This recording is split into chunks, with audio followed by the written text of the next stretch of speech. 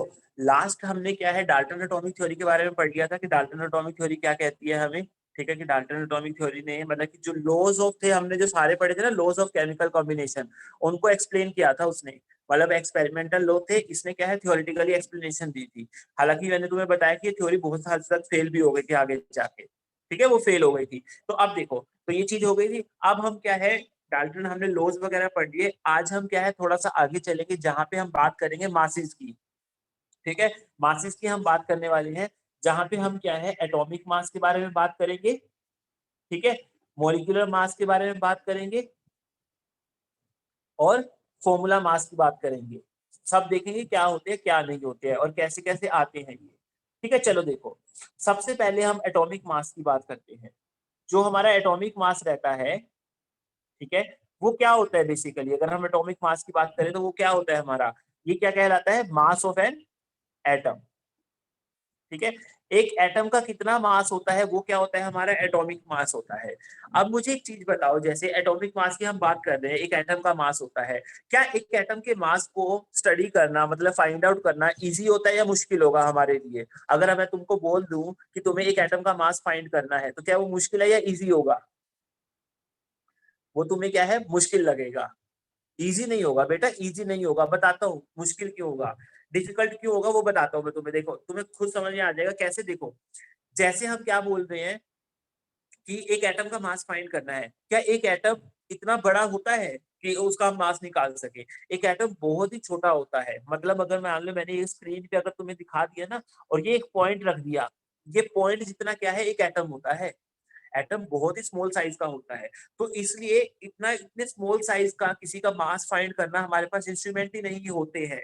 हालांकि अब तो आगे, लेकिन पहले जब थे तब नहीं होते थे कि हम इतने छोटे एटम का एक मास फाइंड कर सके, ठीक है। तो हमारे लिए एक स्मॉल साइज होने की, एटम का स्मॉल साइज होने की वजह से क्या है, मास फाइंड करना क्या है, डिफिकल्ट होता है, ठीक है, मास फाइंड करना डिफिकल्ट होता है। दूसरी चीज क्या रहती है, डिफिकल्ट क्यों रहता है, क्योंकि अगर मान लो तुम्हें एक एटम का मास फाइंड करना है, तो तुम्हें उस एटम को, वो एटम ऐसा तो है नहीं अकेला एग्जिस्ट कर रहा है, ऐसा नहीं है। तुमने देखा होगा कि एक एलिमेंट के अंदर बहुत सारे एटम्स रहते हैं, ठीक है, एक एलिमेंट के अंदर बहुत सारे एटम्स रहते हैं, ठीक है।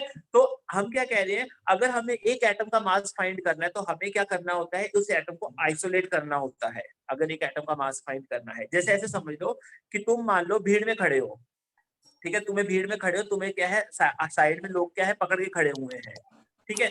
अब मान लो अगर तुम्हारा मुझे मास फाइंड करना हो, तुम्हें ऐसा थोड़ी कि वहां पे फाइंड कर सकता हूँ भीड़ में, जहां पे तुम्हें एक से इधर खींच रहा है कोई इधर से खींच रहा है, ऐसा तो नहीं कर सकता ना। तुम्हारा अगर मेरे को मास फाइंड करना है तो क्या करना होगा कि तुम्हें उस भीड़ से आइसोलेट करके अलग जगह पे लेके जाना पड़ेगा और फिर मास फाइंड करना होगा, है ना, यही चीज रहेगी। अब एटम का भी ऐसे केस होता है। एटम जैसे एक एलिमेंट के अंदर बहुत सारे एटम्स रहते हैं, तो वो क्या है, उनमें बीच में फोर्स ऑफ अट्रैक्शन रहता है, ठीक है।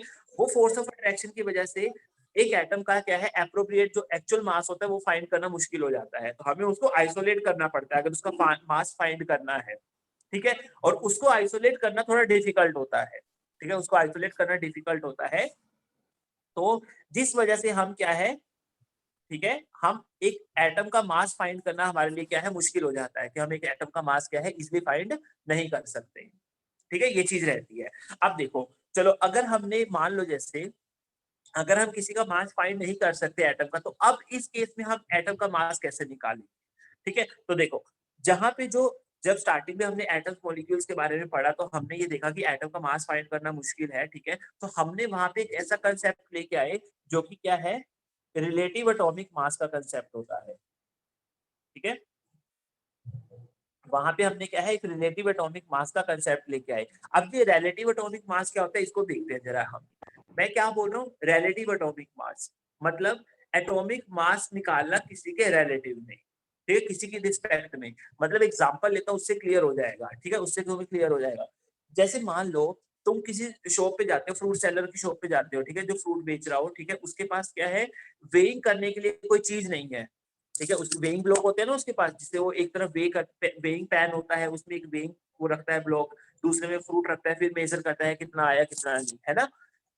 अब देखो इसी सिचुएशन को मैं तुम्हें रिप्रेजेंट करके दिखा देता हूँ, तुम्हें क्लियर हो जाएगी। हाँ, जैसे उसके पास क्या है, मान लो अब वेइंग ब्लॉक नहीं है, ठीक है, उसके पास वेइंग करने के लिए ब्लॉक ही नहीं है, तो वो तुम्हें फ्रूट्स कैसे बेचेगा? तो वो क्या करता है ना, वो एक तरीका अपनाता है, वो क्या करता है, कोई भी एक वाटरमेलन उठा लेता है, ठीक है, वो एक वाटरमेलन उठाता है, वो उसका उसको क्या है अपनी तरफ से मतलब उसका वेट तो फील कर ही सकता है ना वो, कि हाँ भी कितना अप्रोक्सीमेटली हो सकता है वो। तो उसने उसको क्या किया, एक वाटरमेलन उठाया, ठीक है, एक वाटरमेलन को उसने क्या कर दिया, वेट एज्यूम दे दिया कि हाँ भी ये 1 किलो का लग रहा है मुझे, ठीक है, तो उसने उसको बोल दिया कि हाँ भी जो वाटरमेलन है वो कितना है, 1 केजी का है, ठीक है।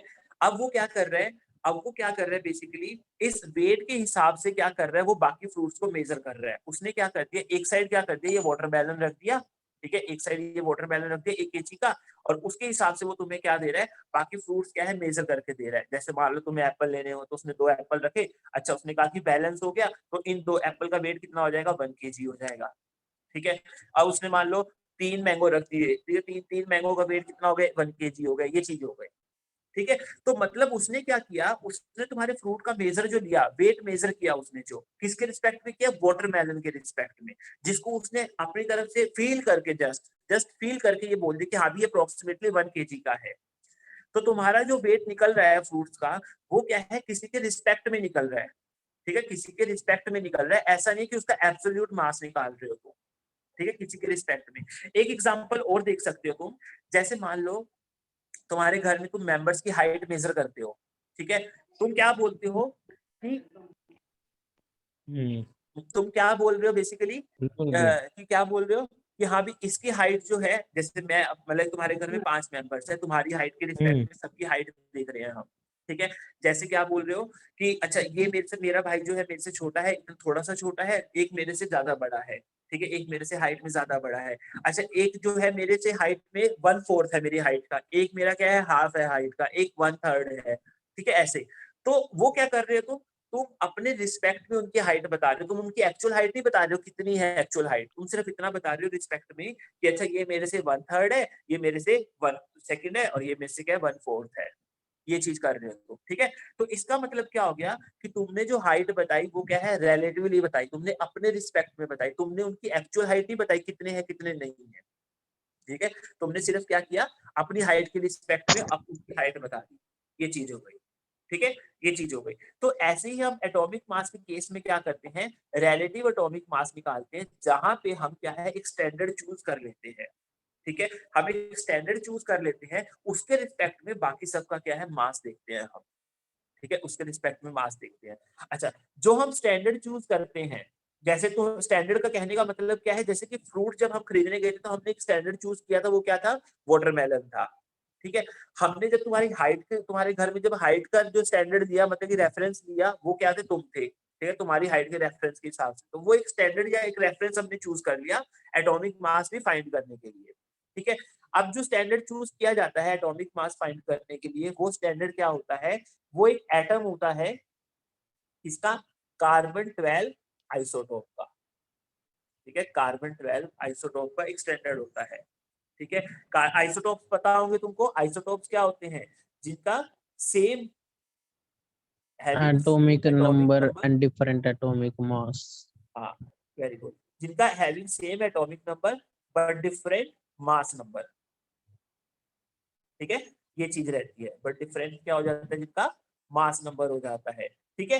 वो एटम क्या है हमारा, बेसिकली कार्बन 12 का आइसोटोप का हम एटम चूज करते हैं। कार्बन के भी अलग अलग आइसोटोप्स होते हैं, कार्बन 12, कार्बन 13, कार्बन 14, तो हम उसमें से सिर्फ कार्बन 12 वाला एटम का क्या है, मतलब आइसोटोप का क्या है एटम लेते हैं, वो हमने स्टैंडर्ड चूज कर दिया, ठीक है।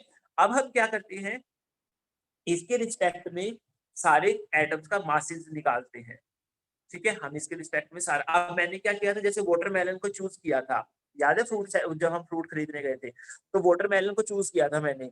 अब उस वाटरमेलन को जब चूज किया था मैंने, तो मैंने एक स्टैंडर्ड ले लिया था वो, और उसको क्या किया था फिर, हाइपोथेटिकली अपना एज्यूम किया था कि वो 1 केजी का है, उसको वेट भी तो दिया था ना मैंने अपनी तरफ से। तो यहाँ पे भी वही चीज है, यहाँ पे हमने क्या कर दिया, कार्बन 12 का आइसोटोप का स्टैंडर्ड ले लिया हमने, और इसको क्या करेंगे हम, इसको अपनी तरफ से हम क्या वे अज्यूम दे देंगे कि इसका वे कितना है, 12 AMU, ठीक है। ये AMU क्या होते हैं, इसकी यूनिट होते हैं, जिसको हम क्या बोलते हैं, एटॉमिक मास यूनिट। तो हमने इसको क्या कर दिया, ठीक है, हमने इसको क्या कर दिया, इस कार्बन 12 को क्या कर दिया, एटम को हमने एक वे असाइन कर दिया कि अच्छा इसका वेट इतना होगा, एज्यूम कर दिया हमने, ठीक है, ये चीज हो गई। तो यहाँ से अगर मैं बात करूं, अगर मुझसे पूछा जाए कि 1 AMU क्या होता है, तो क्या मैं 1 AMU डिफाइन कर सकता हूँ? 12 AMU क्या हो गया? कार्बन एटम के 12 का मास, ठीक है, कार्बन 12 एटम का मास हो गया कि नहीं हो गया? 1 AMU, सॉरी 12 AMU। तो 1 AMU क्या होगा? देखो यहाँ पे देखो, mass of an atom of carbon 12 isotope कितना आ गया? 12 AMU आ गया। तो मुझे अगर पूछा जाए कि 1 AMU कितना है, तो मैं दोनों तरफ 1/12 कर दूं। ये चीज समझ में आई? दोनों तरफ 1/12 कर सकता हूँ, है ना। अब यहाँ से क्या आ जाएगा? 12 से 12 कट के क्या आ जाएगा? 1 AMU आ जाएगा। और 1 AMU की डेफिनेशन ये बन जाएगी मेरी, ये वाली डेफिनेशन बन जाएगी। तो 1 AMU क्या होगा? It is the 1/12 of the mass of an atom of carbon 12 isotope। ठीक है, ये चीज हो गई। ये हमारा क्या बन गया? 1 AMU बन गया हमारा। ठीक है, ये चीज क्लियर होगी हमारी। 1 AMU की ये बन गया हमारा। ठीक है, तो हमें समझ में आ गया कि 1 AMU की डेफिनेशन क्या होगी, यानी 1 एटॉमिक मास यूनिट कैसे डिफाइन किया जाता है। ये क्या होता है? कार्बन 12 एटम का जितना मास है उसका 1/12 जब हम कर देते हैं तो वो जो होता है वो 1 AMU के इक्वल होता है हमारा। ठीक है, अब हमने क्या किया, इसके रिस्पेक्ट में सब क्या है? एटॉमिक मासेस निकाले। ठीक है, तो हमने क्या किया, इसके रिस्पेक्ट में एटॉमिक मासेस निकाले। मतलब हमने क्या किया, ऐसे ज्यूम कर लो जैसे हमने रखा था ना, एक तरफ वाटरमेलन रख लिया था, एक तरफ फ्रूट्स रख लिए थे। यहाँ पे ऐसा समझ लो, हालांकि एक्चुअल में तो रिएक्शन से निकाले थे, रिएक्शन करवाई थी, फिर देखा था कौन कितना हैवी आ रहा है कितना नहीं। लेकिन तुम बस अपने लिए ऐसा समझ लो कि एक तरफ हमने कार्बन 12 एटम रख दिया और एक तरफ हमने क्या कर दिया, ऑक्सीजन रख के देख लिया। तो हमने देख लिया कितना हैवी हो रहा है कितना नहीं हैवी हो रहा, उसके हिसाब से हमने क्या है उसका एटॉमिक मास निकाल दिया। जैसे एग्जांपल लो कि जैसे हमने रिलेटिव एटॉमिक मास क्या बताता है हमको, हाँ, रिलेटिव एटॉमिक मास क्या बताता है हमको कि how much times, how many times an atom is heavier than, atom is heavier than 1/12 of an atom of carbon 12। ठीक है, मतलब वो क्या बता रहा है कि हमने क्या किया, इस कार्बन 12 एटम का जो एक एटम था इसका हमने 12 हिस्से कर लिए। ठीक है, हमने इसके 12 हिस्से कर लिए, एक हिस्सा उठाया हमने, एक हिस्सा कितना होगा? 1/12 होगा। ठीक है, 1/12 होगा कार्बन एटम का एक हिस्सा। ठीक है, तो अब वो बोल रहा है कि इस 1/12 पार्ट से कितना ज्यादा हमारा एटम हैवियर है, वो उसका रिलेटिव एटॉमिक मास होता है। तो जब हमने ऑक्सीजन रख के देखा तो ऑक्सीजन हमारा निकल के आ गया वो 16 टाइम्स हैवियर है, तो उसका रिलेटिव एटॉमिक मास क्या हो गया? 16 हो गया। ठीक है, हाइड्रोजन रख के देखा तो समझ में आया कि हाइड्रोजन तो बराबर आ रहा है उसके, कोई हैवियर नहीं है, उसके बराबर ही आ रहा है। तो हाइड्रोजन का 1 AMU 1 हो गया रिलेटिव एटॉमिक मास। ठीक है, नाइट्रोजन रख के देखा तो नाइट्रोजन का समझ में आया कि क्या कहते हैं 14 टाइम्स हैवियर है, तो उसका रिलेटिव एटॉमिक मास क्या हो गया? 14 हो गया। ठीक है, ये चीज हो गई। तो एटॉमिक मास बेसिकली हमारे कैसे निकल के आ गए, एटॉमिक मास हमारा कैसे निकल के आ गया, जैसे हम कार्बन वगैरह की सबकी बात कर रहे हैं। ठीक है, जैसे ऑक्सीजन का क्या हो गया? 16 AMU हो गया। ठीक है, सिर्फ 16 जो है वो रिलेटिव एटॉमिक मास है। अगर तुम यूनिट लगा रहे हो तो ये रिलेटिव एटॉमिक मास नहीं है, ये क्या है उसका फिर एब्सोल्यूट मास हो जाएगा। ठीक है, मतलब मैं तुम्हें बता देता हूँ, देखो कैसे। जो रिलेटिव एटॉमिक मास होता है वो क्या होता है, रिलेटिव एटॉमिक मास जो हम डिफाइन करते हैं, फॉर्मूला क्या रहता है, it is a mass of atom divide by 1 AMU। ठीक है, ये चीज रहती है। तो जब हम रिलेटिव एटॉमिक मास हमारा क्या है, सिर्फ मैग्नीट्यूड होता है, क्योंकि ये जो मास ऑफ एटम AMU में आएगा और ये AMU में आएगा, दोनों कैंसिल आउट कर देंगे, तो इसकी कुछ यूनिट नहीं होती रिलेटिव एटॉमिक मास की। तभी मैंने यहाँ पे ये बोला कितने टाइम हैवियर है रिलेटिव एटॉमिक मास, बस यही बता रहा है कि अच्छा वो 16 टाइम हैवियर है, या वो फिर 18 टाइम हैवियर है, या फिर वो 19 टाइम्स हैवियर है। तो रिलेटिव एटॉमिक मास सिर्फ क्या है, नंबर को बताएगा, यूनिट नहीं होगी, क्योंकि रिलेटिव एटॉमिक मास में जैसे हम फॉर्मूले में देख रहे हैं, ऊपर भी यूनिट क्या होगी? AMU होगी, नीचे भी यूनिट क्या होगी? AMU होगी, तो ये कैंसिल आउट हो जाएगी। तो रिलेटिव एटॉमिक मास की कोई यूनिट नहीं होगी, तो वो सिर्फ इसलिए सिर्फ ये बताएगा कितना हैवी है कितना नहीं है। ठीक है, ये चीज रहेगी। अब जैसे मैंने बोल दिया कि ऑक्सीजन जब मैंने मेजर किया कार्बन के रिस्पेक्ट में तो निकल के आया कि वो 16 टाइम्स हैवियर है, तो उसका रिलेटिव एटॉमिक मास क्या हो गया? 16 हो गया। यहाँ मैं क्या लिखूंगा, मास ऑफ ऑक्सीजन एटम, और नीचे क्या हो जाएगा, डिवाइड बाय 1 AMU। ठीक है, ये चीज हो गई। तो जब मैं मास ऑफ ऑक्सीजन एटम निकालूंगा तो वो क्या हो जाएगा, 16 AMU हो जाएगा कि नहीं हो जाएगा, वो 16 AMU हो जाएगा। ठीक है, ये चीज है। तो यहाँ से क्लियर हुआ। अगर मैं सिर्फ नंबर देख रहा हूँ, 16 को देख रहा हूँ, सिर्फ 16 विदाउट यूनिट, तो वो क्या हो जाएगा, मतलब रिलेटिव एटॉमिक मास हो जाएगा। लेकिन अगर मैंने उसके साथ AMU लगा दिया तो वो फिर रिलेटिव एटॉमिक मास नहीं, वो सिर्फ एटॉमिक मास हो जाएगा ऑक्सीजन एटम का। जहां तक चीज क्लियर है, अगर किसी को डाउट हो तो पूछ लो, यहाँ तक कुछ नहीं समझ में आया हो। ऐसे हम एटॉमिक मास निकालते हैं सबका। जहां तक किसी को कोई डाउट हो, ठीक है, पूछ लो, कुछ डाउट हो, नहीं तो चैट में लिख के भेज दो कुछ डाउट हो अगर किसी को तो। ठीक है, नहीं तो फिर आगे चलते हैं हम। ठीक है, चलो वेरी गुड, किसी को डाउट नहीं है। ठीक है, चलो आगे चलते हैं अब। हाँ, 1 AMU के क्या लिखा है ये, 1 AMU को समझ नहीं आया मुझे, दोबारा लिखो। अच्छा, 1 AMU की वैल्यू, ओके ठीक है।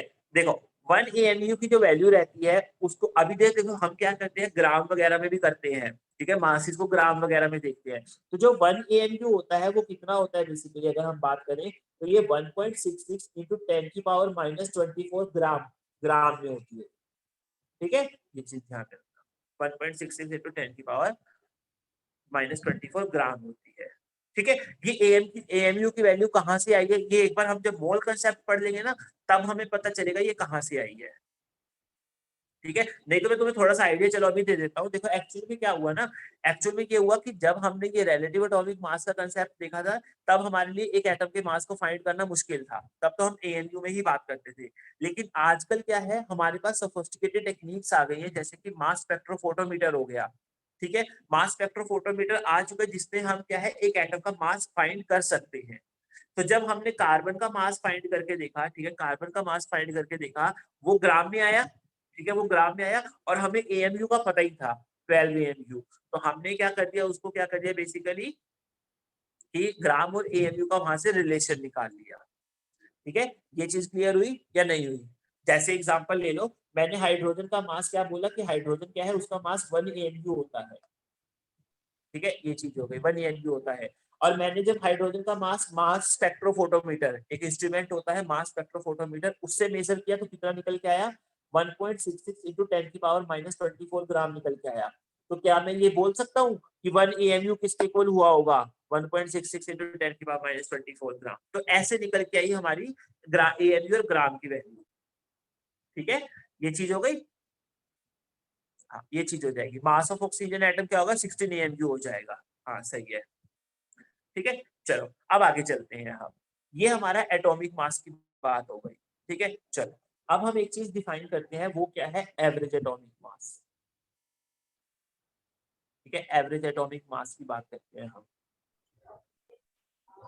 देखो एवरेज एटॉमिक मास का कंसेप्ट क्यों आया, पहले तो वो देखते हैं। अभी हम पढ़ के आए हैं कि हमने क्या पढ़ा, आइसोटोप्स। अच्छा, एक चीज और ध्यान रखना, क्या सर कहते हैं, यूनिफाइड हाँ, मास क्या होता है? वो AMU को ही क्या है, हम U से भी लिख सकते हैं, AMU को ही U से भी लिख सकते हैं, वही यूनिफाइड मास कहलाता है। ठीक है, मतलब यूनिट है। जैसे हमने मास को क्या बोला, ग्राम किलोग्राम में अलग अलग यूनिट्स में लिख सकते हैं, ऐसे ही एटॉमिक मास यूनिट को भी हम क्या है, U लिख सकते हैं। AMU की जगह U भी लिख सकते हैं, वो दोनों इक्वल ही होते हैं बेसिकली, सेम तरीके, सेम ही वो है वैल्यूज उनकी, बस यूनिट अलग अलग है। AMU और U दो अलग अलग चीजें हैं, लेकिन वो सेम जगह हम यूज कर सकते हैं, तो वो यूनिफाइड मास होता है हमारा। ठीक है। Okay sir. अच्छा, हाँ, मैं एक चीज बोल रहा था कि देखो अभी तुम 11th में आ चुके हो। ठीक है, तुमने 20 तक एलिमेंट्स 10th तक याद किए होंगे। ठीक है, 20 तक। अब 11th में हम तुमसे ये एक्सपेक्ट करते हैं कि तुम्हें 30 तक एलिमेंट्स याद होने चाहिए, 30 तक एटॉमिक नंबर के साथ। मास नंबर ऐसे ज्यादा जरूरी नहीं होते, लेकिन कम से कम 1 to 20 तक का मास नंबर तो याद होना ही चाहिए। 1 to 20 तक का, 20 से 30 तक का जरूरी नहीं है, उसमें तुम्हें सिर्फ एटॉमिक नंबर तक याद होनी चाहिए। तो ठीक है, 30 तक तुमसे एक्सपेक्ट किया जाता है कि वो याद रखें। ठीक है, तुम 30 तक एलिमेंट्स याद रखो, कौन से एटॉमिक नंबर के साथ। और अगर मास करना हो, अगर मास भी करना है, तो मास 1 to 20 का याद होने चाहिए तुमको, क्योंकि वो बहुत यूज होते हैं ऐसे ही। ठीक है, 20 से ऊपर तो जनरली वो दे ही देता है उसमें। ठीक है, लेकिन 20 तक क्या है, सीधा सीधा हमें पता होना चाहिए, अगर वो नहीं भी देता कई बार क्वेश्चन में, तो हमें पता होना चाहिए। ठीक है ना, ये चीज है। चलो, हाँ, अब हम बात कर रहे हैं एवरेज एटॉमिक मास की। हमने क्या बोला, हमने एवरेज एटॉमिक मास का कंसेप्ट देख रहे हैं क्यों आया। तो देखो आइसोटोप्स की बात हुई थी, ठीक है, कि आइसोटोप्स होते हैं हमारे, कुछ आइसोटोप्स क्या होते हैं जिनका सेम एटॉमिक नंबर होता है, डिफरेंट मास नंबर होता है, ठीक है। जैसे हमने कार्बन की ही बात कर ली या हाइड्रोजन की ही बात कर ली, H11, H21, H31, हाइड्रोजन ये हो गया, ड्यूटेरियम हो गया, ट्रिटियम हो गया हमारा, ठीक है। ऐसे ही हमारा जो कार्बन का, जैसे मैंने आइसोटोप बोला था, 12 कार्बन, 13 कार्बन, 14 कार्बन, ठीक है, ये चीज हो गई। ऐसे ही Cl का हो गया 35 Cl, ठीक है, और 37 Cl, ये चीज हो गई। अब वो यहाँ पे क्या कहता है, अगर वो तुमसे पूछ ले कि मास ऑफ कार्बन बताओ, ठीक है, मास ऑफ कार्बन पूछ ले तुमसे, तो तुम क्या होगा, कुछ लोग बोलेंगे कि सर हम तो 12 बोलेंगे, कुछ क्या कहेंगे सर हम तो 13 कहेंगे, और कुछ क्या कहेंगे सर हम तो 14 मानेंगे मास कार्बन का, ठीक है। ऐसे क्लोरीन का पूछ लिया तो आधे लोग 35 कंसिडर कर रहे होंगे और आधे लोग 37 कंसिडर कर रहे होंगे। हम गलत किसी को नहीं बोल सकते क्योंकि दोनों एक्चुअल मास तो है ही क्लोरीन के, है ना। तो अब ऑब्वियस ही बात है, अगर अलग अलग मास लेके कैलकुलेशन करेंगे, किसी कहीं पे भी इन्वॉल्वमेंट अलग मास का हो रहा है तो कैलकुलेशन से अलग अलग रिजल्ट आएंगे हमारे, ऑब्वियस ही बात है। तो ऐसे कंफ्यूजन को दूर करने के लिए हमने क्या किया, एवरेज एटॉमिक मास का क्या है कंसेप्ट लेके आए हम, ठीक है। एवरेज एटॉमिक मास का कंसेप्ट, एवरेज एटॉमिक मास का कंसेप्ट क्या कहता है कि जब हमारे आइसोटोप्स एग्जिस्ट करते हैं ना, जिनका अलग अलग मास होता है, तो उनको हम क्या है, और हम उनको क्या है, एक ऐसा कॉम्बिनेशन करके उनको मासेस को कंबाइन करके हम एक एवरेज एटॉमिक मास निकाल लेते हैं जो कि उन तीनों आइसोटोप्स के लिए वैलिड होगा, मतलब उस कार्बन एलिमेंट के लिए वैलिड होगा वो, मतलब उस एलिमेंट के लिए जिसके आइसोटोप एग्जिस्ट कर रहे हैं। ना हमें कोई वन, जैसे कार्बन के केस में ना हमें 12 लेना पड़ेगा, ना हमें 13 लेना पड़ेगा, ना हमें 14 लेना पड़ेगा, तो सब लोग क्या करेंगे, एक एवरेज एटॉमिक मास ले लेंगे, ठीक है। ये हो जाएगा, क्लोरीन में भी ऐसे ही होगा, 35 नहीं लेना पड़ेगा हमें, 37 नहीं लेना पड़ेगा, हम इनका जो एवरेज निकलेगा वो ले लेंगे हम, ठीक है, वो सभी लेंगे, फिर ऐसा नहीं, फिर वहां पे कंफ्यूजन नहीं होगी क्योंकि सभी को एवरेज एटॉमिक मास ही लेना है, ठीक है, ये चीज है। तो देखो एवरेज एटॉमिक मास अगर निकालना हो तो कैसे निकालते हैं, देखो हमें जब भी आइसोटोप्स दिए होते हैं, ठीक है, तो आइसोटोप्स के क्या होते हैं, डिफरेंट मासेस होंगे, ठीक है, डिफरेंट मासेस होंगे, और साथ में उनकी क्या है, मासेस भी दिए होंगे, और साथ में उनकी क्या है, अबंडेंस भी दी होगी, ठीक है, अबंडेंस भी दी होगी कि नेचर में वो क्या है, कितना प्रेजेंट होते हैं, कितने अमाउंट में प्रेजेंट है। मतलब अगर मैं मान लो 100 Cl ले लूं, 100 Cl एटम ले लूं, तो कितने 35 Cl वाले एटम्स हैं या कितने 37 वाले Cl एटम्स हैं, ठीक है, ये चीज रहती है। तो हमारा यही है कि आइसोटोप में क्या है, डिफरेंट डिफरेंट मासेस होते हैं, तो उनकी अबंडेंस भी अलग अलग होती है, कोई ज्यादा अमाउंट में प्रेजेंट होता है, कोई कम अमाउंट में प्रेजेंट होता है। जैसे क्लोरीन की बात करूं अगर मैं, 35 और 37, तो अगर 100% है रेशियो, पूरा पूरा जो है टोटल जो 100% है, उसमें क्या मिलेगा तुम्हें, 35 Cl वाले जो होंगे वो 75% मिलेंगे, 37 Cl जो होंगे वो तुम्हें 25% मिलेंगे, ये इनकी अबंडेंस होती है, ठीक है। तो हमें अबंडेंस पता होनी चाहिए अगर हमें एवरेज एटॉमिक मास निकालना है। तो हम एवरेज एटॉमिक मास कैसे निकालते हैं, बेसिकली ये कैसे निकालते हैं, फ्रैक्शनल अबंडेंस इनटू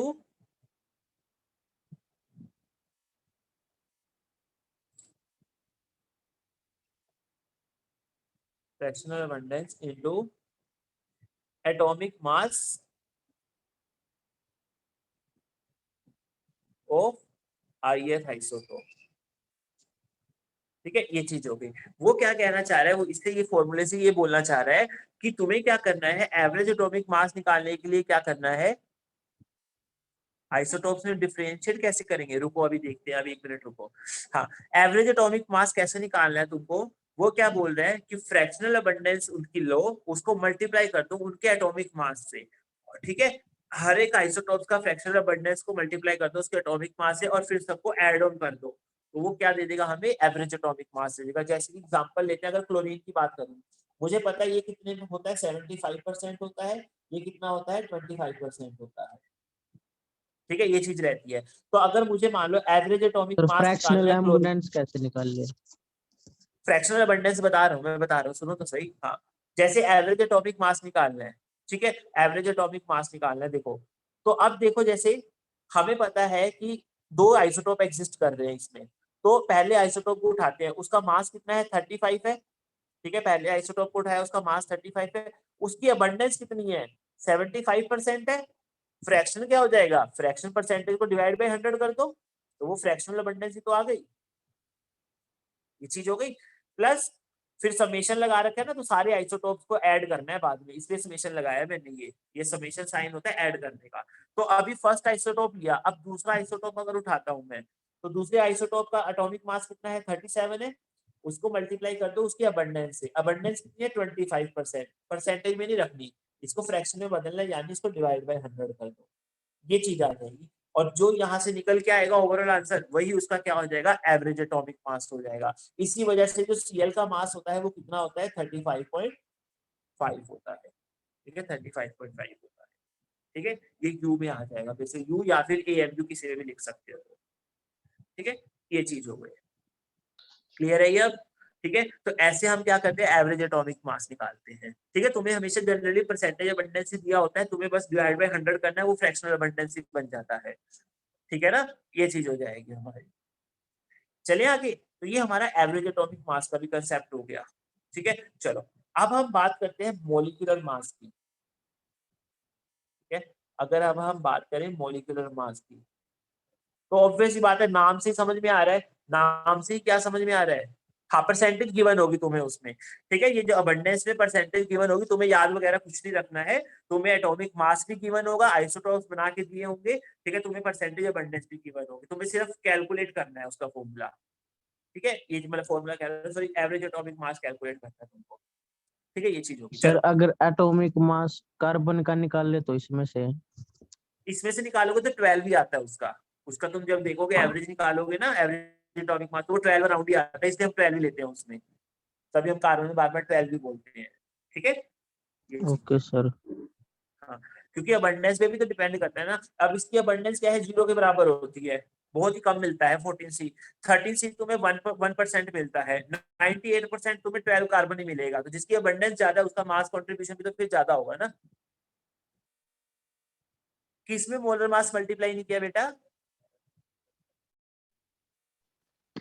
सर इसमें 35 × 75/100।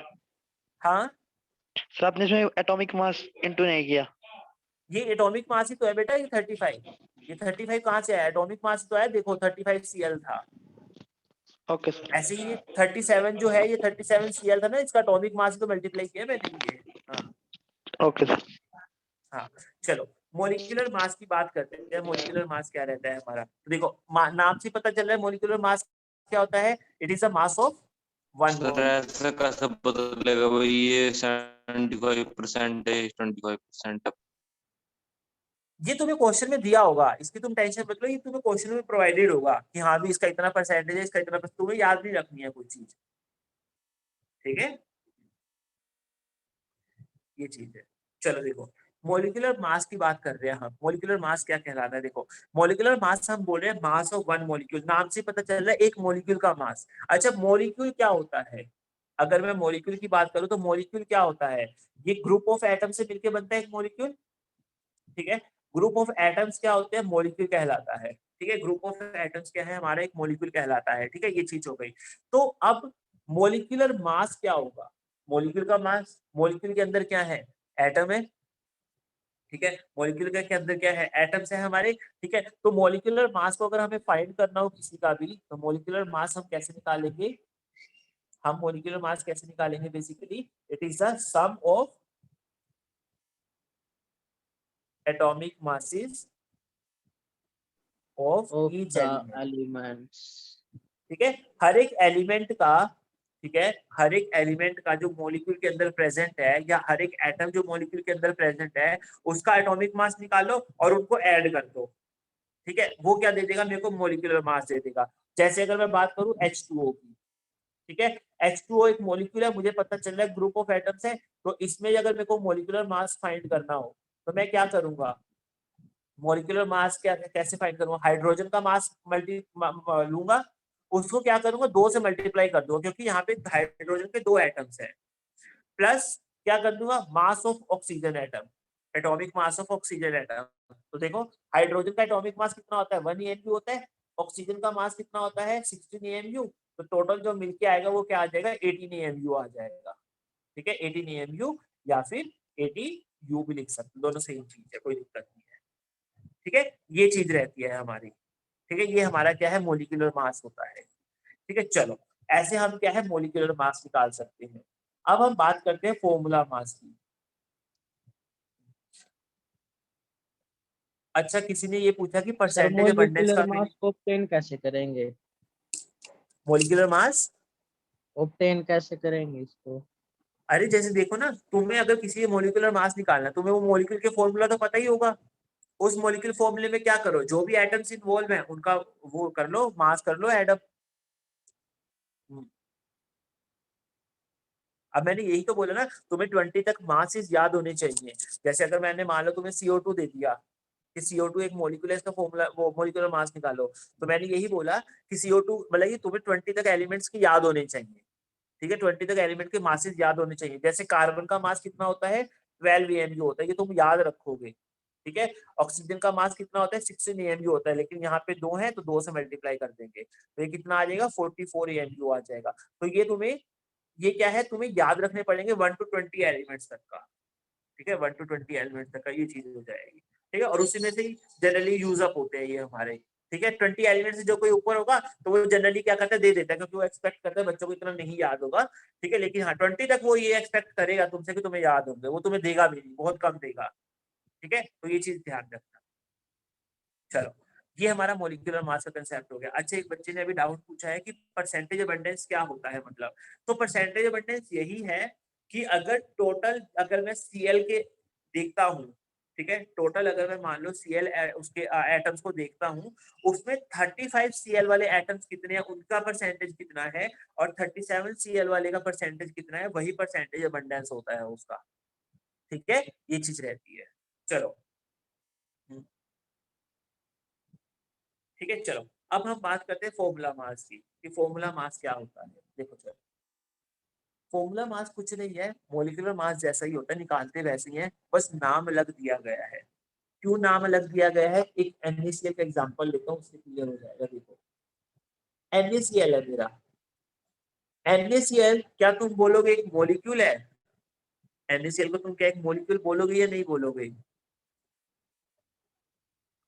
तुम्हें क्या लगता है NaCl मोलिक्यूल होना चाहिए कि नहीं होना चाहिए? No sir. NaCl मॉलिक्यूल नहीं होगा। ठीक है, जो यस बोल रहे हैं, मॉलिक्यूल नहीं होगा। मॉलिक्यूल्स किसको बोलते हैं, जहां पे ग्रुप ऑफ एटम्स कंबाइन होते हैं, ठीक है, मॉलिक्यूल्स की फॉर्म बनती है वहां पे, यानी जिसके अंदर क्या है, मॉलिक्यूल एग्जिस्ट कर रहे हो। जैसे मैंने वाटर ले लिया, अब वाटर के अंदर क्या है, मॉलिक्यूल एग्जिस्ट कर रहे हैं, हाइड्रोजन और ऑक्सीजन कंबाइन होकर रह रहे हैं, एक दूसरे के साथ रह रहे हैं। ठीक है, एक जैसे वाटर मॉलिक्यूल के अंदर क्या होगा, मैंने वाटर ले लिया तो यहाँ एक H2O का मॉलिक्यूल होगा। ठीक है, यहाँ एक H2O का मॉलिक्यूल होगा, H2O का मॉलिक्यूल होगा, तो हाइड्रोजन और ऑक्सीजन कंबाइन होकर रह रहे हैं। लेकिन अगर NaCl के अंदर झांक के देखूं, अगर अगर NaCl के अंदर देखूं, तो NaCl के अंदर मुझे क्या मिलेगा, आयंस मिलेंगे, Na+Cl-, इनके बीच में अट्रैक्शन, Na+Cl-, इनके बीच में अट्रैक्शन। तो क्या ये मॉलिक्यूल के फॉर्म में रह रहे हैं अंदर, या आयंस की फॉर्म में रह रहे हैं? ये आयंस की फॉर्म में रह रहे हैं अंदर। सर इनको तो आयंस पहचानेंगे की कैसे? क्या, सर पहचानेंगे कैसे कि मॉलिक्यूल है फिर वो है? तुम देखो जनरली क्या होता है, मेटल और नॉन मेटल के बीच में आयनिक कंपाउंड्स बनते हैं। तुमने शायद 10th वगैरह में पढ़ा होगा, मेटल्स और नॉन मेटल्स के बीच में आयनिक कंपाउंड्स बनते हैं, और नॉन मेटल के बीच में कोवलेंट कंपाउंड बनते हैं। और जो कोवलेंट कंपाउंड होते हैं वो मॉलिक्यूल्स ही होते हैं, और जो आयनिक कंपाउंड्स होते हैं उनके अंदर आयंस रहते हैं। ठीक है, ये चीज रहती है। चलो देखो, हाँ ये चीज क्लियर हो गई। अब देखो मैं क्या कह रहा था, पर Na और Cl में डिफरेंस नहीं देख पाते, मतलब Na और Cl में डिफरेंस का नहीं समझ में आया मुझे, क्या कहना चाह रहे हो? Na मेटल है, सोडियम, Cl नॉन मेटल है। ठीक है, ये चीज हो जाएगी। तो अभी देखो, चलो मैं क्या बता रहा था, हाँ मैं ये बता रहा था कि NaCl के अंदर क्या है, मॉलिक्यूल एग्जिस्ट नहीं करते हैं। NaCl के अंदर आयंस एग्जिस्ट करते हैं। जब उसके अंदर मॉलिक्यूल है ही नहीं है, वो तुम खुद सोचो, जब उसके अंदर मॉलिक्यूल है ही नहीं है तो ये नाम क्यों दे रहे हैं हम मॉलिक्यूलर मास? ये तो गलत नहीं हो जाएगा? हमने मॉलिक्यूलर मास की डेफिनेशन क्या लिखी, it is a mass of one molecule, है ना, हमने यही लिखा ना, it is a mass of one molecule. तो जब हमारे उस NaCl के अंदर मॉलिक्यूल है ही नहीं है तो हम उसको मॉलिक्यूलर मास क्यों बोलेंगे हम? तो हम उसको मॉलिक्यूलर मास नहीं बोलते हैं। वहां पे हम क्या यूज करते हैं, फॉर्मूला मास यूज करते हैं। फॉर्मूला मास क्यों यूज करते हैं, क्योंकि उसका जो फॉर्मूला होता है ना NaCl, वही रिप्रेजेंट करता है उसके अंदर चीजों को। ठीक है, मतलब NaCl के जो क्रिस्टल है, पूरा जो NaCl के आयनिक क्रिस्टल बना है, उसको कौन रिप्रेजेंट कर रहा है, उसका फॉर्मूला रिप्रेजेंट कर रहा है। ठीक है, और उसके फॉर्मूले की हेल्प से हम क्या करते हैं कि हाँ कि फॉर्मूला मास होता है। तो ये सही है बिल्कुल कि आयनिक कंपाउंड्स के अंदर हम क्या है, मॉलिक्यूलर मास की जगह फॉर्मूला मास बोलते हैं उसी चीज को। निकालने का तरीका वही होता है, निकालने का तरीका वही होता है कि जो भी फॉर्मूला में आ रहा है ना, एटम्स आ रहे हैं, उनको एड अप कर दो बस। ठीक है, इनके एटॉमिक मासेस को एड अप कर दो। निकालने का तरीका वही है, बस नाम अलग देते हैं हम, क्योंकि उसके अंदर मॉलिक्यूल एग्जिस्ट नहीं करते। तो अगर मॉलिक्यूलर मास बोलते हो तो गलत बोल दिया, मतलब यहाँ से समझ में आ जाएगा कि तुम्हारा कंसेप्ट ही गलत है, तुम्हें यही नहीं पता कि अंदर मॉलिक्यूल्स है या नहीं है। ठीक है, तो ये चीज रहती है। तो बेसिकली अगर मैं फॉर्मूला मास डिफाइन करूं, ठीक है, जैसे मैंने NaCl का एग्जांपल लिया था एक मिनट को, अगर मैं फॉर्मूला मास डिफाइन करूं तो फॉर्मूला मास क्या हो जाएगा, इट इज द, हाँ कैसे निकालेंगे बेसिकली हम, इसमें हम निकालेंगे it is the sum of atoms present in uh, sorry, sum of the atomic masses of the atom, sum of atomic masses of atoms present in the formula unit of the compound, in the formula unit of compound। मतलब formula unit बताता हूँ क्या है। जैसे मैंने बोला ना, Na+ का क्रिस्टल है, Na+Cl- Na+Cl- Cl- Na+, मान लो क्रिस्टल के अंदर क्या है, आयंस रह रहे हैं। ठीक है, ये चीज हो गई। तो इन आयन को रिप्रेजेंट करने का क्या है, कौन रिप्रेजेंट कर रहा है, एक इनका फॉर्मूला यूनिट रिप्रेजेंट कर रहा है जो NaCl है। ये फॉर्मूला यूनिट है जो कि रेशियो दिखा रहा है कि Na और Cl का रेशियो कितना है, 1:1 के अंदर वो प्रेजेंट है। तो ये एक हमारा क्या है, फॉर्मूला यूनिट होती है। ठीक है, जैसे हम वहां पे मॉलिक्यूल बोल देते हैं ना, मॉलिक्यूल है, यहाँ पे हम आयनिक कंपाउंड में उस मॉलिक्यूल की जगह क्या बोलते हैं कि फॉर्मूला यूनिट है। ठीक है, तो फॉर्मूला यूनिट के अंदर जो भी एटम्स प्रेजेंट हैं, उनका अगर एटॉमिक मास हम एड अप कर दें तो वो हमें क्या देता है, फॉर्मूला मास देता है। ठीक है, तो तुमसे क्या है, अगर पूछा जाए formula mass of unit, formula mass of NaCl, तो तुम कैसे निकालोगे फॉर्मूला मास ऑफ NaCl, कैसे निकालेंगे हम निकालेंगे मास ऑफ Na, ठीक है, प्लस मास ऑफ Cl। तो Na का मास कितना होता है, 23 AMU होता है, प्लस Cl का कितना होता है, 35.5 U होता है AMU। तो टोटल कितना आ जाएगा, 58.5 AMU या फिर 58.5 U भी लिख सकते, कोई दिक्कत नहीं है। ठीक है, ये चीज आ जाएगी। तो ये चीज हो गई। तो फॉर्मूला मास बेसिकली क्या हो गया, जहाँ पे आयनिक कंपाउंड्स होते हैं वहां पे हम क्या है, फॉर्मूला मास की बात करते हैं, मॉलिक्यूलर मास नहीं बोलते उसको। तो अगर आगे कभी भी ऐसा कुछ होगा, या मैं बोल रहा हूँ मॉलिक्यूलर मास की निकालो, कैल्शियम कार्बोनेट का मॉलिक्यूलर मास निकालो, या तुमसे पूछूं कि तुम निकालो, तो तुम मुझे बोल सकते हो कि सर आप गलत बोल रहे हो, और ये मैं करूंगा भी, ताकि मेरे को ये याद रहे कि तुम्हें कितना पता है।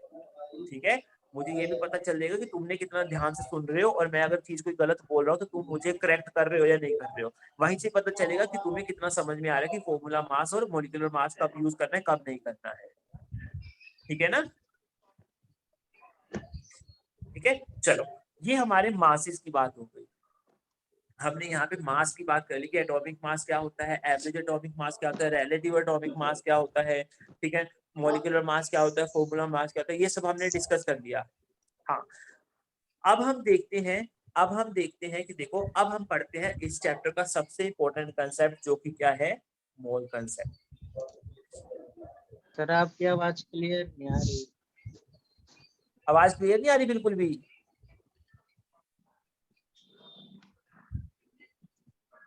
क्लियर है सर। चलो देखो, मोल कंसेप्ट की बात खराब है है। क्या, हाँ वही मतलब, चलो कोई नहीं, हो जाएगा, रिकॉर्डिंग मिल जाएगी, देख लेना, कोई दिक्कत नहीं है। हाँ, चलो देखो, अब मैं क्या बोल रहा हूँ, हम क्या है, इस चैप्टर का इंपॉर्टेंट कंसेप्ट पढ़ने जा रहे हैं, जो कि मोल कंसेप्ट होता है। ठीक है, तुमने थोड़ा बहुत इसमें पढ़ा था कि मोल्स वगैरह कैसे निकालते हैं 9th में। ठीक है, हम बस उसको क्या है, थोड़ा सा आगे डिटेल में लेके जा रहे हैं अब। ठीक है, यही चीज हो गई। तो मतलब तुम्हें बहुत सारा चैप्टर तो ऐसे लग रहा होगा कि 9th का ही आगे वर्जन है ना। 9th में जितनी भी चीजें पढ़ी सारी 9th में पढ़ के आ चुके हो तुम। ठीक है, थोड़ा थोड़ा डिटेल में आगे जाते जा रहे हैं। मतलब हम क्या है, लॉज हमने 3-4 एक्स्ट्रा पढ़ लिए, ठीक है, हमने थोड़ा बहुत फॉर्मूला मास वगैरह इन सब के बारे में थोड़ा एक्स्ट्रा देख लिया। अब हम मोल कंसेप्ट भी शुरू तो वहीं से करेंगे 9th वाले से, लेकिन अब हम थोड़ा क्या है 9th से आगे बढ़ेंगे, यानी 11th का कंसेप्ट जो एक्स्ट्रा कंसेप्ट है वो लेके आएंगे हम।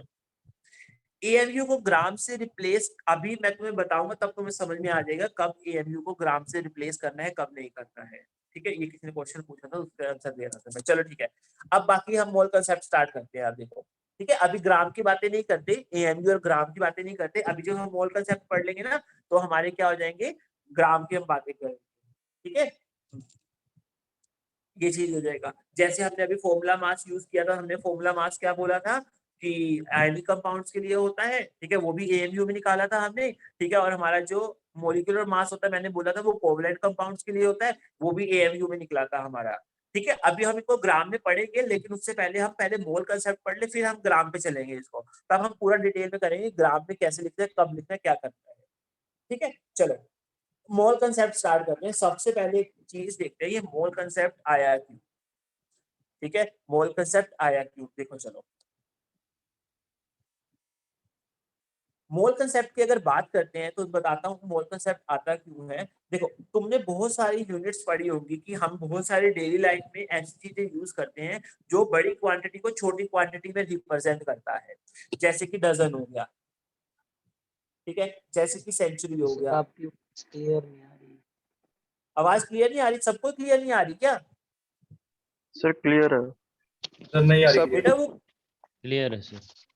अगर देखो, अगर किसी को भी क्लियर आ रही है ना, मतलब तो इसका मतलब तुम्हारा नेटवर्क इश्यू हो रहा है। अगर मेरी तरफ से दिक्कत होती तो फिर सबके लिए होती वो दिक्कत। ठीक है, तो तुम्हारे नेटवर्क से थोड़ी प्रॉब्लम हो रही है। ठीक है, हाँ, तो तुम देखो एक बार नेटवर्क सही करो अपना, मतलब कि थोड़ा, ठीक है, तो उसके फिर देखो फिर आती है या नहीं सही आ रही।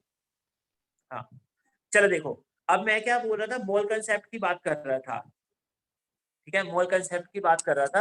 अच्छा, जो अभी तुम्हारे पिछले टॉपिक के डाउट रह गए हैं ना, जो मोलिकुलर फॉर्मूला, मोलिकुलर मास, ऐसा करेंगे हम, उसको भी ले लेंगे थोड़ी देर में। एक बार मैं मोल कंसेप्ट का थोड़ा इंट्रोडक्शन सा दे दूं, जब खत्म होगी तो तुम्हारे ले लूंगा मैं डाउट्स। ठीक है, अब तुम बीच बीच में वो पूछ रहे, इधर मोल कंसेप्ट चल रहा है तो थोड़ा डिस्टर्बेंस सा हो रहा है वो। ठीक है ना, चलो देखो। अच्छा, मोल कंसेप्ट की बात करते हैं अब हम, देखो। हाँ, मोल कंसेप्ट में क्या रहता है बेसिकली, जैसे मैं बता रहा था कि हम डेली लाइफ में ना बहुत ऐसे यूनिट्स यूज करते हैं जहां पे हम एक बड़ी क्वांटिटी को छोटी में रिप्रेजेंट कर देते हैं। जैसे कि डजन हो गया, डजन किसके लिए यूज करते हैं, कोई भी 12 चीजों के लिए। सेंचुरी किसके लिए यूज करते हैं, 100 के लिए। डेकेड किसके लिए करते हैं, 10 के लिए। तो ये क्या है, बड़ी क्वांटिटी जैसे 100 200, ठीक है, इनको क्या है छोटी क्वांटिटीज में रिप्रेजेंट कर रहे हैं हम डजन में। ठीक है, यहाँ पे क्या है, दोनों ही हेल्पफुल होती है हमारे लिए, क्या है, दोनों ही इजी होती है। हम डजन में भी बोल सकते हैं, हम 12 में भी बोल सकते हैं, हम 100 में भी बोल सकते हैं, हम सेंचुरी भी बोल सकते हैं। मतलब कोई कन्वीनियंट, मतलब ऐसा नहीं कोई दोनों में से ज्यादा कन्वीनियंट है, दोनों बराबर सी रहती है। जब तक बहुत ज्यादा क्वांटिटी ना हो तब तक वो बराबर सी रहती है। जैसे अगर किसी ने स्कोर कर लिया, हम ये भी बोल सकते हैं अच्छा उसने 100 रन मार दिए, हम बोल सकते हैं उसने सेंचुरी मार दी। ठीक है, तो हमारे लिए दोनों ही कन्वीनियंट होते हैं, हम यूज कर सकते हैं। ठीक है, अब ऐसा ही कंसेप्ट उठा कहाँ पे, इसके अंदर हमारे, जब हम एटम्स और मॉलिक्यूल्स की बात करते हैं। ठीक है, अब जैसे मैंने क्या बोला तुमको, ठीक है, मैंने क्या बोला तुमको कि एटम्स जो होते हैं वो पॉइंट साइज होते हैं, मतलब पॉइंट साइज जितने छोटे होते हैं वो, है ना। तो मुझे अगर बताओ, मैंने अगर इतना पोर्शन ले लिया, मान लो इस पेपर का इतना पोर्शन ले लेता हूं मैं, ठीक है, इस पेपर का इतना पोर्शन ले लेता हूं अगर मैं, तो इस पे अगर मैं पॉइंट लगाना चाहूं, तो देखो ये पॉइंट लगा रहा हूँ, मतलब मैं एटम रख रहा हूँ यहाँ पे, देखो जरा, ये एटम रख रहा हूँ मैं यहाँ पे। तो इसमें अगर पॉइंट लगाना चाहूँ ना, तो मैं बहुत ज्यादा पॉइंट्स लगा सकता हूँ। ये तो मैंने ऐसे रैंडम बना दिए, ठीक है, तो इसमें क्या है, बहुत ज्यादा पॉइंट लगा सकता हूँ मैं। अभी तो सोचो मैंने सिर्फ इतना छोटा पीस लिया है, अगर मैं पूरा पेपर ही ले लेता तो, एक छोटा सा पेपर तो हमें तो छोटा ही लगेगा, लेकिन उस पेपर में क्या होंगे, करोड़ों एटम्स होंगे कि नहीं होंगे, वो करोड़ों एटम्स होंगे उसके अंदर। तो वहां पे भी क्या है, छोटी सी जगह में करोड़ों चीज पड़ी है, उस करोड़ वाली चीज को क्या है, ठीक है, उस करोड़ वाली चीज को अंदर पार्टिकल्स है, पार्टिकल्स है अंदर, मॉलिक्यूल्स भी हो सकते हैं, मॉलिक्यूल के अंदर एटम्स भी हो सकते हैं। ठीक है, तो हम पार्टिकल्स की बात कर लेते हैं। चलो तुम्हें एटम्स में अगर कंफ्यूजन हो रही है तो हम मान लेते हैं पेपर के अंदर पार्टिकल्स है। तो मैं ये कह रहा था कि पार्टिकल्स जो है उसके अंदर, ठीक है, वो बहुत ज्यादा करोड़ों की संख्या में हो सकता है, मतलब करोड़ हो गए, लाख हो गए, 10 लाख, कुछ भी हो सकता है वो, अगर इतना छोटा सा पीस भी लेता हूँ मैं उसमें तो। तो वहां पे क्या है, वहां पे तो बहुत ज्यादा जरूरी हो जाता है कि मुझे एक लार्ज क्वांटिटी को रिप्रेजेंट करने के लिए छोटी क्वांटिटी चाहिए ही होती है। वहां पे रिप्रेजेंट करने के लिए छोटी क्वांटिटी चाहिए होती है, और वो छोटी क्वांटिटी क्या होती है हमारी, मोल। वो छोटी क्वांटिटी हमारी क्या होती है, मोल होती है। ठीक है, तो मतलब इतने ज्यादा नंबर को रिप्रेजेंट करने के लिए, अब जैसे मैंने बोला सेंचुरी यूज कर लो 100 यूज कर लो कोई फर्क नहीं पड़ेगा इतना, तुम 100 बोल दो कोई दिक्कत नहीं, तुम सेंचुरी बोल दो कोई दिक्कत नहीं है। लेकिन एटम्स और मॉलिक्यूल्स के केस में इतने ज्यादा छोटे पोर्शन में इतने ज्यादा पार्टिकल्स होते हैं कि वहां पे मोल बोलना ज्यादा कन्वीनियंट हो जाता है as compare to actual number of particles बोलना। वो अभी तुम्हें पता भी चल जाएगा जब हम देखेंगे ना कितने पार्टिकल होते हैं एक मोल में, तब तुम्हें पता भी चल जाएगा। ठीक है, ये चीज हो गई। तो मैं क्या कह रहा था, हाँ मोल एक क्वांटिटी इंट्रोड्यूस की जाती है to used to tell large number और क्वांटिटी। ठीक है, हाँ, एक लार्ज नंबर क्वांटिटी यूज करने के बताने के लिए हमने क्या है, एक छोटी क्वांटिटी का यूज किया जो कि क्या कहलाते हैं, मोल कहलाती है। ठीक है, मोल कहलाती है। अब एक मोल के अंदर कितने पार्टिकल्स होते हैं, जैसे हमने बोला ना एक डजन के अंदर 12 चीजें होती हैं, एक सेंचुरी के अंदर 100 वो चीजें 100 रहती हैं, ठीक है, एक डेकेड के अंदर 10 होता है। ठीक है, ऐसे एक मोल के अंदर कितना पार्टिकल होता है। ठीक है, तो देखो मोल को जो डिफाइन किया जाता है, पहले मैं डिफाइन कर देता हूँ कि मोल को कैसे डिफाइन किया जाता है। मोल क्या होता है, ये वो अमाउंट होता है सब्सटेंस का, it is that amount of substance. किसी भी सब्सटेंस के अमाउंट को मोल तब बोलेंगे जब उसके अंदर सेम पार्टिकल होंगे which contain same particle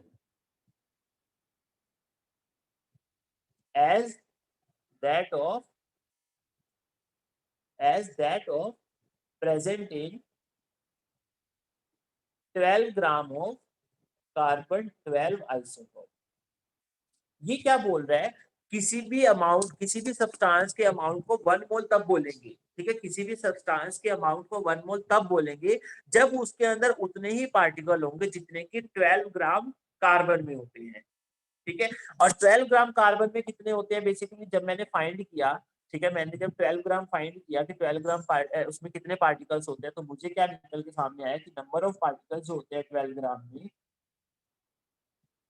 in 12 gram of carbon, वो कितने होते हैं 6.022 इंटू 10 की पावर 23। ये बताऊं कहां से आया, ये यहां से आया। देखो जैसे हमने अभी पीछे क्या पढ़ा था, हमने कहा था कि एक एटम का मास कितना होता है, देखो mass of 1 atom of carbon, ये बता देता हूँ कहां से है। Mass of 1 atom of carbon कितना होता है, 12 AMU होता है, यानी 12 इंटू 1.66 इंटू 10 की पावर -24 ग्राम होता है ना, इतना ही होगा ग्राम में। अब देखो इतने ग्राम में कितना एटम मिल रहा है तुमको, एक एटम मिल रहा है। तुम अगर 1 ग्राम में एटम देखोगे, 1 ग्राम ऑफ कार्बन में कितने एटम हो जाएंगे, 1/12 इंटू 1.66 इंटू 10 की पावर -24 होगा कि नहीं होगा। ये चीज क्लियर है कि 1 ग्राम ऑफ कार्बन में इतने एटम्स होंगे कि नहीं होंगे, इतने एटम्स होंगे। जैसे बोला ना कि 12 AMU में एक एटम मिल रहा है हमें, यानी 12 इंटू 1.664 में एक एटम मिल रहा है। तो अगर 1 ग्राम लेता मैं कार्बन का तो कितने एटम मिलते, इतने मिलते। अब मैंने क्या बोला, मोल कैसे डिफाइन करना है कि 12 ग्राम में कितने प्रेजेंट है, तो 12 ग्राम ऑफ कार्बन को जब मैंने लिया तो कितने प्रेजेंट होंगे, 12 इंटू 1.66 इंटू 10 की पावर -24 एटम्स। ठीक है, जब मैं इसको सोल्व करूंगा तो ये कितना निकल के आता है 6.022 इंटू 10 की पावर 23 एटम्स। तो मुझे यहाँ से समझ में आ गया कि 12 ग्राम कार्बन में कितने पार्टिकल्स होते हैं, इतने पार्टिकल होते हैं। अब कोई भी सब्सटेंस ले लो, अगर उसमें इतने पार्टिकल प्रेजेंट है, मतलब उसका अमाउंट जो होगा जिसमें इतने पार्टिकल प्रेजेंट है वही एक मोल कहलाएगा। ठीक है, मतलब कि अगर तुम किसी चीज का, मतलब कि मान लो ऐसा समझ लो, अगर मान लो किसी का 10 ग्राम ले रहे हो, अगर 10 ग्राम में इतने पार्टिकल प्रेजेंट है, वो 10 ग्राम क्या होगा, एक मोल कहलाएगा। ठीक है, ये चीज हो जाएगी। अगर तुम किसी का 15 ग्राम ले रहे हो, किसी दूसरे सब्सटेंस का 15 ग्राम ले रहे हो, 15 ग्राम में तुम्हें ये पार्टिकल्स मिल रहे हैं इतने, ठीक है, तो वो क्या कहलाएगा, एक मोल कहलाएगा। ठीक है, तो ये चीज क्लियर हो गई। हाँ, ये चीज क्लियर हो गई हमारी कि मोल जो होता है एक मोल के अंदर, नंबर ऑफ पार्टिकल फिक्स है। हाँ ये नंबर ऑफ पार्टिकल्स फिक्स रहते हैं, एक मोल ऑफ सब्सटेंस के अंदर, क्योंकि हमने डिफाइन ही देखो ना क्या किया है कि हमने एक मोल उसी को ही बोला है जिसके अंदर कार्बन 12 जितने पार्टिकल हैं। तो जिसके भी अंदर कार्बन 12 कितने, यानी जिसके भी अंदर 6.022 × 10⁻23 पार्टिकल्स होंगे जितने अमाउंट में, वही अमाउंट 1 मोल कहलाएगा। तो यानी एक मोल के अंदर क्या है, ये फिक्स हो गया कि 1 मोल ऑफ एनी सब्सटेंस जो है ये फिक्स हो गया। उसके अंदर हमें कितने पार्टिकल्स देखने को मिलेंगे, उसके अंदर हमें कितने पार्टिकल्स देखने को मिलेंगे, 6.022 × 10⁻23 पार्टिकल्स। ठीक है, और ये पार्टिकल्स क्या होते हैं बेसिकली, इसको हम क्या बोलते हैं, एवोगैड्रोस नंबर बोलते हैं। ये क्या है, एवोगैड्रोस नंबर होता है। ठीक है, और इसको रिप्रेजेंट किससे करते हैं, Na से करते हैं।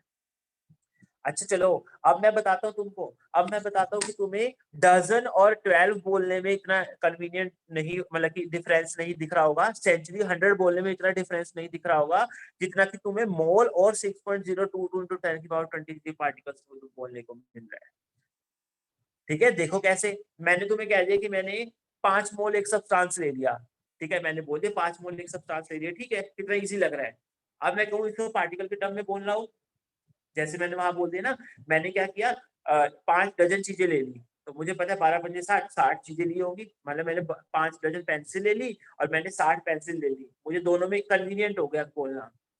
लेकिन अब देखो, मैंने 5 मोल एक सब्सटेंस ले लिया। ठीक है, अब मैं बात करूं, अच्छा 5 मोल में पार्टिकल पहले तो मल्टीप्लाई करूंगा, 6.022 × 10⁻23 × 5 होगा, फिर उसको बोलूंगा कि अच्छा इतने पार्टिकल, तो कितना इनकन्वीनियंट हो रहा है। ठीक है, इसलिए हम क्या है, इतनी लार्ज क्वांटिटी को यहाँ मोल ज्यादा हमें अच्छा दिखता है, मतलब यहाँ हमें बहुत सही लगता है। अब जैसे सेंचुरी में बोलना हो, अच्छा उसने क्या है, उसने 5 सेंचुरी कर ली, हमने सीधा बोल दिया 500 रन कर लिया उसने, कितना इजी हो गया, वहां पे कितना हमने डिफाइन कर दिया। यहाँ पे बोल दो 5 मोल ले लिया, फिर से हम कैलकुलेशन करने बैठेंगे, अच्छा 5 × 6.022, फिर हम देखेंगे क्या आएगा क्या नहीं, उतने में तो हम खुश हो जाएंगे कि 5 मोल हमें समझ में आ गया कितना है कितना। ठीक है ना, तो ये ज्यादा कन्वीनियंट यहाँ पे दिखता है हमें कि किसी लार्ज नंबर को छोटी यूनिट में रिप्रेजेंट करना कितना कन्वीनियंट हो सकता है हमारे लिए। ठीक है, तो इसलिए हमने इतने लार्ज नंबर को क्या है, वो एक छोटी यूनिट में डिफरेंस करें जो कि 1 मोल होती है। ठीक है, ये चीज क्लियर हो गई। तो ये हमारा 1 मोल का कंसेप्ट होता है। ठीक है, तो आज तो हम इतना ही करेंगे, ये इंट्रोडक्शन पार्ट हमने ले लिया, हम कल आगे मोल को कंटिन्यू करेंगे, देखेंगे कि मोल से हम और क्या क्या पता लगा सकते हैं। ये जो मैंने पार्टिकल्स लिखे हैं यहाँ पे, ये पार्टिकल्स क्या हैं, ये एटम्स हैं, मॉलिक्यूल्स हैं, क्या चीज है ये, हमें क्या पता। और फिर ये देखेंगे, अभी तक हमने मोल को बोला it is the amount of substance, कि कितना अमाउंट है सब्सटेंस का, वो ग्राम में होगा बेसिकली, वो ग्राम तो अभी तक आया ही नहीं, वो ग्राम भी देखेंगे मोल से ग्राम में कैसे आता है वो। ठीक है ना, तो यहाँ तक अगर तुम्हें कोई डाउट है तो तुम पूछ लो, मैं चैट ऑन कर देता हूँ। ठीक है, चैट तो ऑन ही है, चलो उसमें पूछ लो मुझसे और फिर मैं तुम्हें डाउट क्लियर कर देता हूँ इसके। ठीक है।